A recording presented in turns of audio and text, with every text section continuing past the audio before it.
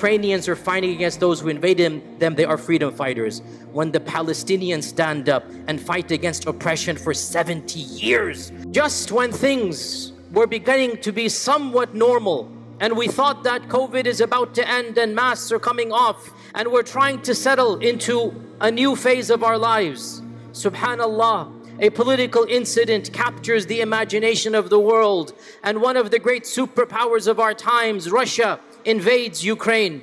And for the last week, this news has been riveting us throughout the entire days and nights. We've heard nothing except about this reality. I want to share some Islamic reflections, and my khutbah will center around 5 points. The first issue, why talk about politics during a khutbah? This is an attempt to benefit from an Islamic paradigm and extract lessons and morals based upon our Quran and our Sunnah. Allah tells us in the Quran, أَوَلَمْ يَسِيرُوا فِي الْأَرْضِ فَيَنْظُرُوا كَيْفَ كَانَ عَاقِبَةُ الَّذِينَ مِنْ قَبْلِ. Don't they wander in the lands and travel and see the fates of the civilizations before them? This is past history. Throughout the Quran, Allah wants us to analyze the creation and the past and the present through the eyes of the Muslim and the mu'min. The second point, why should we even care about what is happening in two faraway lands? Should we even care that one nation has invaded another? And I was in fact surprised to hear some people remark with complete callousness that this war is of no concern to us. One of them said, two kafir countries fighting, who cares?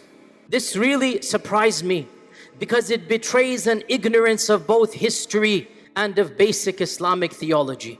What type of heart is it that doesn't care about the plight of other human beings? Where is the basic humanity and compassion? Subhanallah, do we not learn from the seerah? Do we not learn from the sunnah that a lady entered the fire of hell because she showed callousness to a cat? And another prostitute lady entered Jannah because she showed compassion to a dog.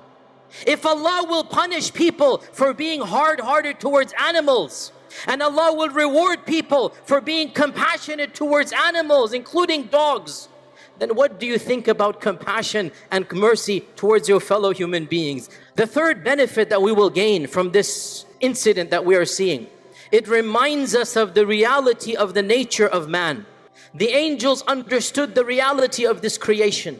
And the angels said, "Oh Allah, this is a new creation that will cause nothing but fitna and fasad, war and chaos." And Allah said, "There are wisdoms you will not understand." So there is a lesson for us in all of this, that we should not be deceived by this illusion that modern man is somehow different and superior and intellectually better and greater in values than all of the rest of mankind. On the contrary, mankind remains mankind, and Allah Azza wa Jal has reminded us of this reality in the Quran. The fourth benefit and wisdom that we should gain from all of this is once again the reality of war.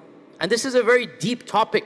Why do these civilizations go to war? They go to war to spread their aqeedah and their message. And their message is the message of capitalism. Their message is the message of their version of democracy. As for the Eastern Bloc, they go to war to prevent capitalism, to spread communism. They go to war because they don't want NATO alliances or whatever it might be. That's their wisdoms. And as for us, we in our Sharia were never allowed to go to war for the sake of greed, for the sake of money. No, we went to war to spread the kalima or to defend innocent people. And the fact of the matter, and I say this loudly and proudly, as a person whose origin is in the land of India, I say proudly, I thank Allah for Muhammad ibn Qasim to come to my land so that my ancestors could stop the worship of pagan gods. And I can say loudly and proudly, Ashhadu an la ilaha illallah wa ashhadu anna Muhammadur Rasulullah. If they can go to war for false reasons of dunya, we have nothing to be ashamed about of our own Sharia and our own tradition, when our ancestors and the Khulafa went to war for far more noble causes. Point number 5, my final point, much has been made amongst our own circles of the double standards of reporting this incident. It is only natural when you see somebody like you, your civilization, your ethnicity, there's a bit of a stronger relationship. That's not a problem in and of itself. After all, we as Muslims have the same thing. But the issue is that when you judge the actions of the other based upon their skin color, and you will excuse one skin color but not another, or you will excuse one civilization but not the other when it does the exact same thing, that is what we are calling out. The claim that the Middle East and Africa are lands where somehow violence is endemic. The Middle East and Africa would not be in the way that it is and the mess that it is had it not been for 300 years of colonization. And then you have the audacity to say those people don't deserve any sympathy. In my own lifetime when I was a child, the people of Iraq were one of the most well-off GDP-wise. Their education and their healthcare rivaled some countries in Europe. Afghanistan, and who wants to begin about Afghanistan? The invasions after invasions. You never gave them a chance to find peace. Then you have the arrogance and you have the gall to proclaim us as being the backward. Look at how those Ukrainians who are standing up and fighting Russian oppression are being portrayed. The Ukrainians are fighting against those who invaded them. They are freedom fighters.